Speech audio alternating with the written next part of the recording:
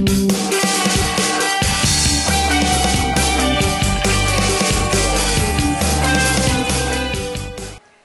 folks, today we're talking about addictions and interventions, and I think this is one of the very important subjects that we're facing here, at least in the United States, because it seems like there's an overwhelming population here in my country anyways that has become addicted to any number of drugs. We've got people that are addicted to things from illicit narcotics that are sold illegally on the street to pharmaceutical drugs. When people think about addiction and intervention, the first thing that people tend to think about are the illicit drugs that are being sold illegally on the streets. Cocaine, crack, methamphetamines like crystal meth and so on. But the thing that I'm seeing the biggest problem with here in the United States, a growing population of drug addiction, starts with pharmaceutical drugs. But I can tell you from personal experience that pharmaceutical drugs can be just as addictive as the illegal drugs that are sold on the streets. Some years ago, I had a severe back injury, and I was prescribed narcotic-level painkillers. I remember when I first started taking them, it was purely just for the pain in my back. To this day, I still suffer from back pain. But I don't take any of the narcotic-level pharmaceuticals anymore because of the severe side effects that I was going through from them.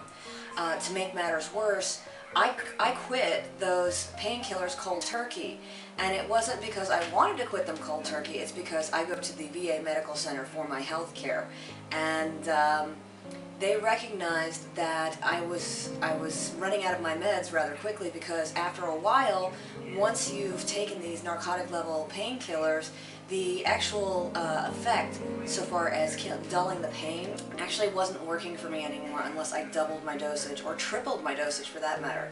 So where the VA saw that I was running out of my medication so quickly, they just cut me off cold turkey. No tapering down, nothing like that, and put me on Motrin. I had severe withdrawal, and everything associated with withdrawals that you would associate with, say, alcoholism or drug addiction to things like crystal meth, cocaine, and so on. And these were pharmaceutical drugs, legal drugs that I was being prescribed by my medical doctor.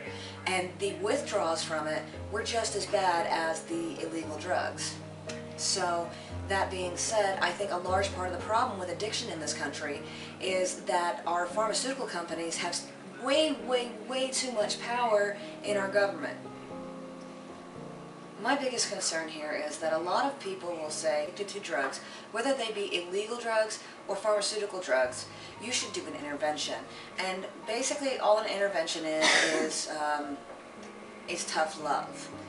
You sit them down, you tell them how much you love them, you let them know that their actions are hurting not only themselves but those that surround them, and you give them a choice. They can either stop the behavior, or you would take yourself away from the situation, away from that person's life.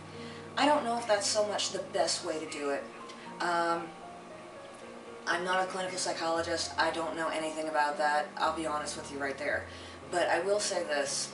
I honestly think that rehabilitation should be made available to more people. As a final thought, I honestly believe that the best way to help somebody with addiction is to educate them before they get themselves into that type of thing. I'm not going to go too much further into this. Addiction and intervention, I think that we have a long way to go. We have a long way to go in recognizing what addiction actually is, too.